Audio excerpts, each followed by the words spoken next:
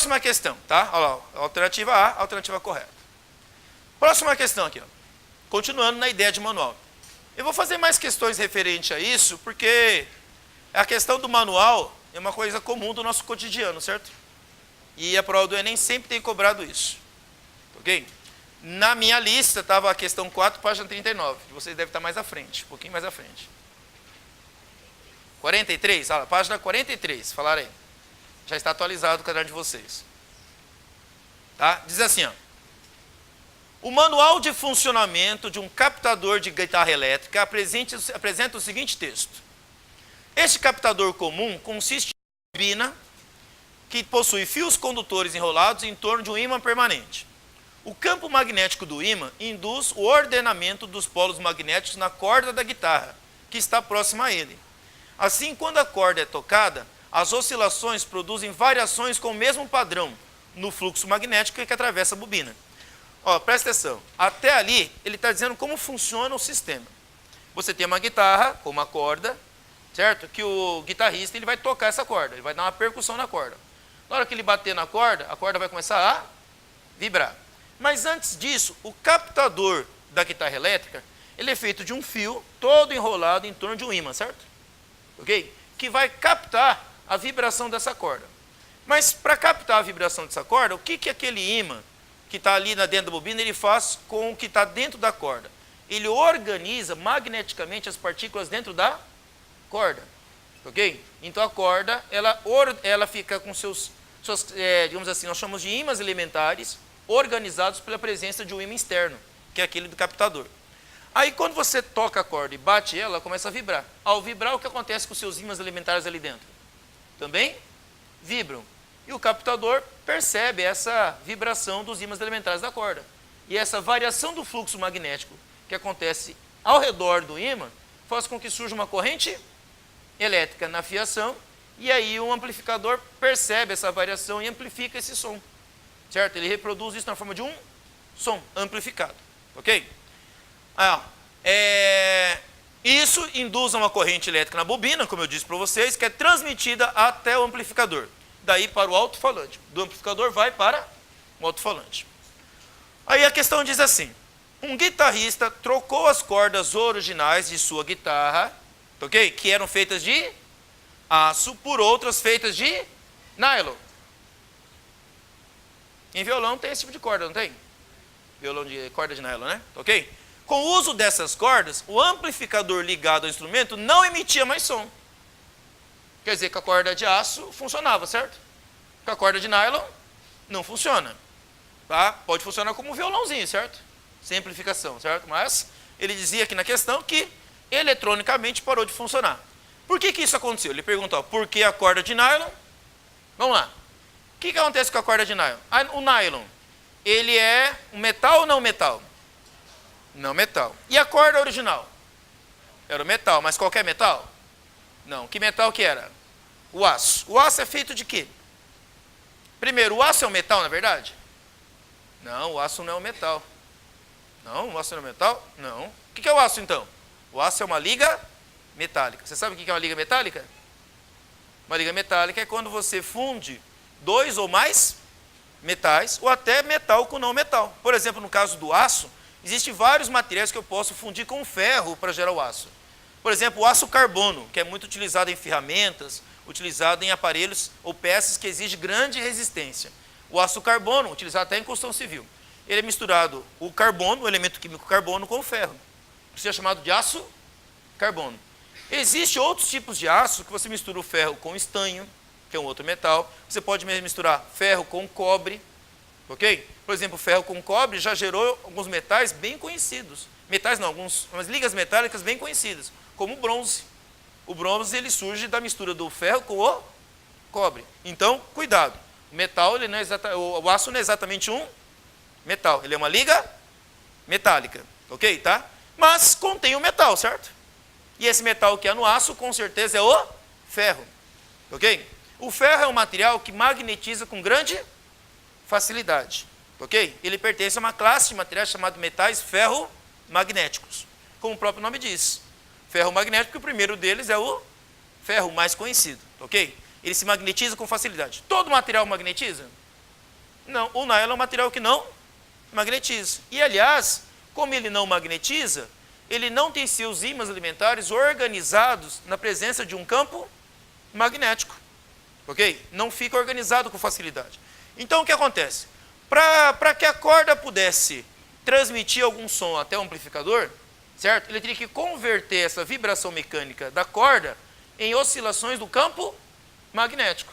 Como a corda de nylon não magnetiza, certo?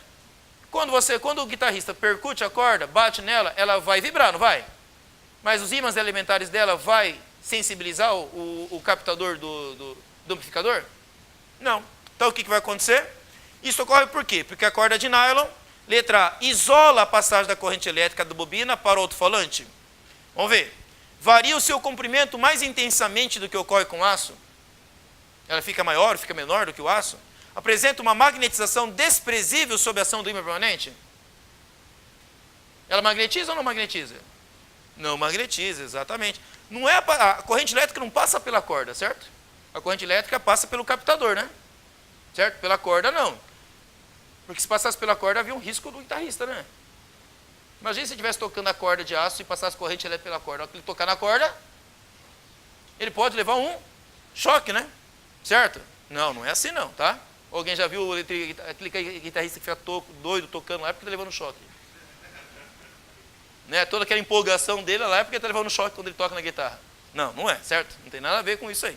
Então, não é com isolamento. Mas está relacionado com a magnetização desprezível. Vamos ver as outras? Induz a correntes elétricas bobinas mais intensas do que a capacidade do captador? O nylon vai produzir mais oscilações eletromagnéticas do que o aço? Não, exatamente o contrário. Oscila com uma frequência menor do que a percebida pelo captador. Também não. Tá? Tanto é que a corda de nylon pode ser usada no violão do mesmo jeito que a corda de aço, não pode? E produz as mesmas notas musicais. Então, não está relacionado com a letra E. A alternativa correta é qual? A letra C. Apresenta uma magnetização desprezível, ok? Sob a ação do ímã permanente. Tá? Reparem que essa questão ela é um pouco mais complexa do que a anterior, notaram? Não é só conta, não houve conta nenhuma aqui, né? Certo? É uma questão que houve mais interpretação do que está acontecendo e muito conceito físico envolvido ali. Há um domínio sobre os conceitos da física aí para interpretar o que vai acontecer, o que está gerando de problemas ali.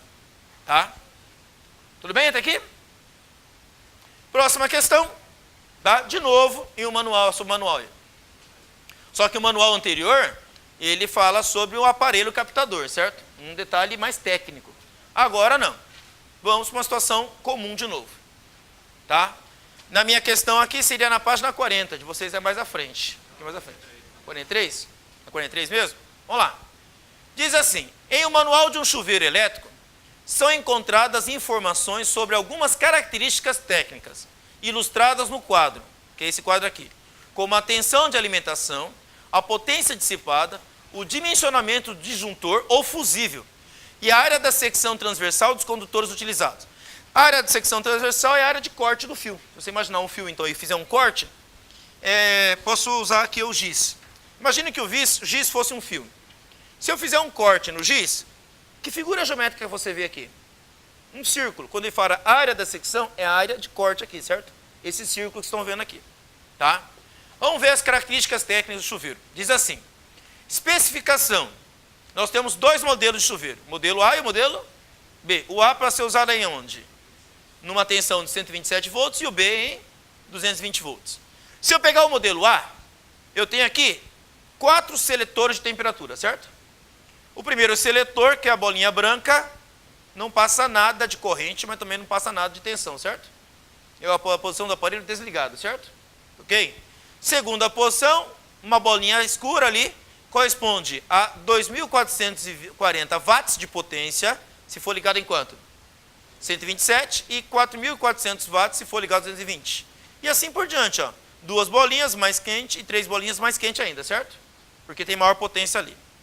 O disjuntor ou fusível deve suportar 50 amperes em 127 volts e 30 amperes em 220 volts. E a área da secção é fio 10 milímetros quadrados de área para 127 e 4 milímetros quadrados para 220 volts. Aliás, uma pergunta que muitos alunos me fazem, às vezes, é perguntar qual é a vantagem de utilizar, por exemplo, um aparelho 220 volts em vez de 127? Eu acho que dá para responder essa pergunta com esse quadro aqui, ó. Vamos olhar? Olha primeiro aqui, ó. Se eu trabalhasse com um chuveiro desse em 127 volts, olha quanta corrente passaria pelo disjuntor. 50 amperes. Se fosse 220 volts, olha a corrente. 30 amperes. Significa que num chuveiro de 220 volts passa menos corrente, certo? E como passa menos corrente elétrica pelo disjuntor, também passa menos corrente elétrica pelo fio, então, né? Aí o fio não precisa ser tão grosso. Olha a vantagem aqui, ó. Certo? Um fio 10 milímetros quadrados de área de secção para 127 volts e 4 milímetros quadrados para 220 volts. Ou seja, se eu tenho uma rede de 220 volts, eu posso utilizar fios mais finos. Certo? E isso barateia a instalação elétrica da residência, certo? Se eu trabalhar com fios 4 milímetros quadrados de área, eu vou gastar bem menos do que eu trabalhasse com fio 10 milímetros quadrados de área. Tá? Então, uma vantagem de você trabalhar com uma rede de 220 volts é que você pode trabalhar com menos corrente elétrica na fiação e trabalhar com fios mais finos. Com isso, sai mais barato, certo? A instalação da rede elétrica. Bom, mas vamos ver a questão aqui. Uma pessoa adquiriu um chuveiro do modelo A, que é esse aqui. E ao ler o manual, verificou que precisava ligá-lo, ligar a ele, um disjuntor de 50 amperes. No entanto, intrigou-se com o fato de que o disjuntor a ser utilizado para uma corrente de instalação de um chuveiro do modelo B deveria possuir uma amperagem 40% menor. Ó, a questão diz que ele ficou intrigado com essa questão. Como um chuveiro de uma voltagem maior, precisou de uma corrente menor, né? 40% menor. Considerando-se que os chuveiros do modelo A e B funcionam na mesma potência de 4.400, ele está funcionando agora aqui, ó, nessa faixa aqui, tá? A razão entre as respectivas resistências elétricas RA e RB, que justifica a diferença de dimensionamento dos disjuntores, é mais próxima de quanto? Ele quer saber qual é a razão entre RA e RB. Então, nessa questão, a pergunta que ele faz é assim, ó. Qual é a razão entre RA sobre RB, que vai justificar aquela diferença de corrente elétrica, certo? Ok? Só que a potência dos dois serão a mesma. De quanto a potência dos dois chuveiros? 4.400. Então, vamos pensar primeiro no modelo A, certo? Modelo A, nós sabemos que potência é igual a tensão ao quadrado dividido pela resistência. Só que estou pensando em qual chuveiro? Modelo A. Então, potência do aparelho do chuveiro A, DDP do chuveiro A e resistência do chuveiro A. Certo? Bom, potência de A vai ser igual a potência de B. Potência de B vai ser PB é igual a DDP de B ao quadrado dividido por RB. Na questão, ele diz que os dois chuveiros vão trabalhar com a mesma potência, não é? Então, se os dois vão trabalhar com a mesma potência, basta fazer o quê com essa potência aqui? Se os dois vão trabalhar com a mesma potência, o que eu vou fazer com essas duas equações aqui? Se a potência é a mesma, eu igualo, certo? É só igualar essas duas equações. Iguala isso com isso, como é que vai ficar? Aí, potência de A igual a potência de B, não é isso? Quem é a potência de A ali? O A ao quadrado sobre RA. Quem é a potência de B? O B ao quadrado sobre RB. Substituindo vai ficar assim. O A ao quadrado sobre RA é igual a quem? O B ao quadrado sobre quem? RB. Na questão ele pergunta quem? Quanto vale RA sobre RB. Se eu quero RA sobre RB, eu quero RB embaixo, não quero? Então eu pego RA que está dividindo e passo para cá fazendo o quê? Então, do outro lado vai ficar assim, ó, do outro lado aqui, já tem o RB, não tem? Passo o RA para cá, multiplicando, certo? Beleza? Desse lado, quem que eu já tinha? O A. Desse lado, eu tinha o A ao quadrado. O que eu vou fazer com o B que está multiplicando o RA? Passo para o outro lado dividindo, sobre o B ao quadrado. Certo? Na verdade, eu só troquei de lugar aqui, né? Esse com esse com esse, certo? Por que eu posso trocar? Até porque quando eu faço igualdade de fração, eu posso multiplicar esse vezes esse posso inverter a ordem, né? A ordem dos fatores não altera o produto, né? Inverta a ordem. Tudo bem? Eu quero o resultado disso. O A eu sei. Quanto que é o A? Quanto que é a tensão de A? 127. Quanto que é o B? 220. Então substituímos, vai ficar assim. RA sobre RB é igual, em cima, 127 ao quadrado sobre 220 ao quadrado. Tudo isso aqui elevado ao quadrado. Certo? Acho que já fizemos essa conta hoje, né? Da questão anterior, né? Ok? Vamos lá. Isso vai dar quanto? 127 ao quadrado sobre 220 ao quadrado. 0,3, não era isso? 0,3, né? Então 0,3 nos quebrados aproximadamente. Certo? A alternativa qual? A. Tá? Tudo bem, pessoal? Tá?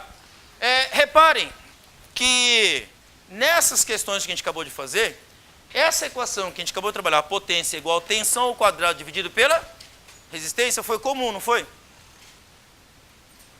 Foi uma questão uma equação bastante comum. Eu acredito que seria bom vocês prestarem mais atenção nessa equação, certo? Tá? Porque não é a primeira vez, não foi o primeiro Enem que caiu, não foi o segundo, foram várias provas que já cobraram isso. Tá? Exatamente por quê? Porque são questões ligadas ao nosso cotidiano. Será que a gente pode ligar um aparelho errado? Será que a gente pode ligar um aparelho errado? Difícil acontecer isso? Ah, coisa muito comum de acontecer, hein? Ligar aparelhos errados. E até mesmo essa pergunta que a gente acabou de fazer aqui, isso aí responder para vocês. Será que se eu ligar um aparelho, ok, em 220, 127 volts, por que tanta diferença? Qual a vantagem de eu comprar um aparelho 220 volts, comparado com 127 volts, certo? Tá? Por exemplo, o estado de Santa Catarina trabalha com 220 volts. O Paraná trabalha com 127. Ok? Qual a vantagem disso? Vocês acabaram de ver. Você pode trabalhar com disjuntores com menor corrente e fiação mais fino. Isso sai mais barato. Pensa, por exemplo, em moradias socioeconômicas, por exemplo, certo? Casas populares, assim, que você tem que trabalhar com o custo mais barato possível. Se você puder trabalhar com fiação mais fina, certo? Sem risco aos usuários, e trazendo conforto para aquele pessoal trabalhando, mesmo com uma tensão mais alta, mas eles vão correr risco de gastar menos, certo? Porque como a fiação pode ser mais fina, isso traz grandes vantagens econômicas. Para ter uma pequena ideia, um fio 10 milímetros, ele custa, não é o dobro, ele custa muito mais caro do que o fio 4 milímetros quadrados ali de área. Dá uma diferença de quase 5 a 6 vezes o preço. Entendeu? Então, por isso que às vezes trabalhar com 220 volts numa rede é vantajoso. Uma questão principalmente econômica, certo? Tá?